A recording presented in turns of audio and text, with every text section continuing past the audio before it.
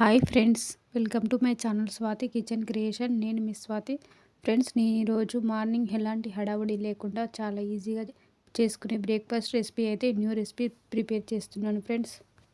ఒక బౌల్లోనైతే 1.5 గ్లాస్ సూజీ రవ్వ అయితే నేను ఇక్కడ తీసుకున్నానండి.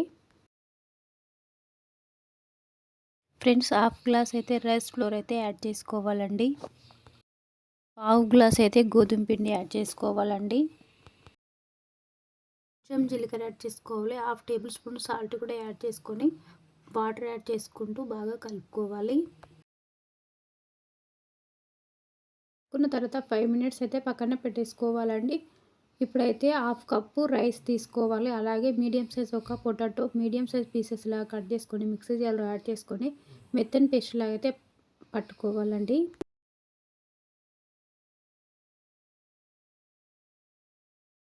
ఇలా ఉంటే సరిపోతుందండి.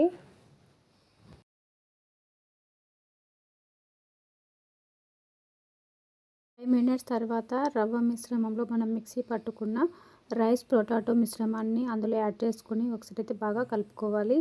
మీడియం సైజ్ ఒక ఆనియన్స్ తీసుకున్నాను, 2 గ్రీన్ చిల్లీస్, కొంచెం కొత్తిమీర, అల్లం ముక్కలు కూడా కట్ చేసుకొని పక్కన పెట్టేసుకోవాలి. పోపు దినుసులు స్టవ్ వెలిగించుకొని ప్యాన్ పెట్టుకొని 1 టేబుల్ స్పూన్ ఆయిల్ యాడ్ చేసుకొని పోపు దినుసులు అయితే యాడ్ చేసుకోవాలండి.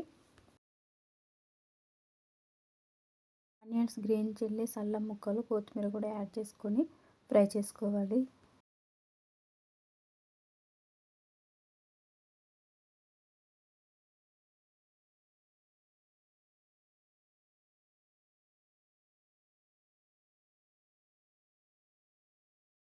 ఇదైతే ఫ్రై అయిపోయిందండి. ఇప్పుడైతే స్టవ్ ఆఫ్ చేసేసుకొని రవ్వ మిశ్రమంలో యాడ్ చేసుకొని బాగా కలుపుకోవాలి. ఇక్కడ పల్లి చట్నీ అయితే ప్రిపేర్ చేస్తున్నానండి. స్టవ్ వెలిగించుకొని ప్యాన్ పెట్టుకొని 1 టేబుల్ స్పూన్ ఆయిల్ యాడ్ చేసుకుని హాఫ్ టేబుల్ స్పూన్ జీలకర్ర, 2-3 గ్రీన్ చిల్లీస్ చిన్న చిన్న పీసెస్ లాగా కట్ చేసుకొని యాడ్ చేసుకోవాలి. కరివేపాకు స్లిప్స్ కూడా యాడ్ చేసుకొని ఫ్రై చేసుకోవాలి. 2-3 వెల్లుల్లి రెబ్బలు కూడా యాడ్ చేసుకొని ఫ్రై చేసుకోవాలి. హాఫ్ కప్ పల్లీలు కూడా యాడ్ చేసుకొని ఫ్రై చేసుకోవాలి.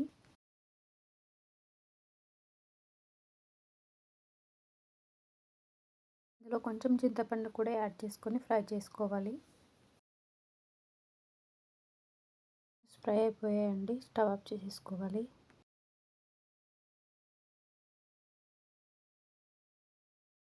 అయితే నేను గుంట పొంగనాల ప్యాన్ అయితే పెట్టుకున్నానండి.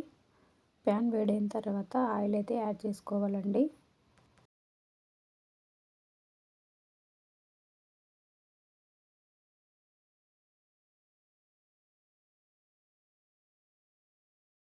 ఆయిల్ వేడైన తర్వాత పిండి మిశ్రమాన్ని ఇందులో యాడ్ చేసుకొని స్టవ్ మీడియం ఫ్లేమ్లో పెట్టి కుక్ చేసుకోవాలండి.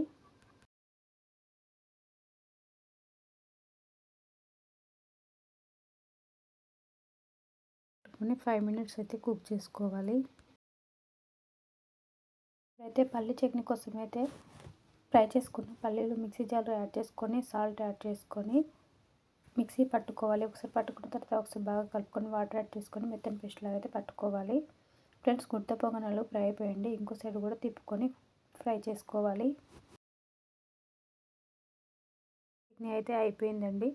ఫ్రెండ్స్, గుంట పొంగనాలు కూడా ఫ్రై అయిపోయాయండి. ఫ్రెండ్స్, మీరు ఇదే పిండితో దోశ కూడా వేసుకోవచ్చండి. చాలా బాగుంటుంది.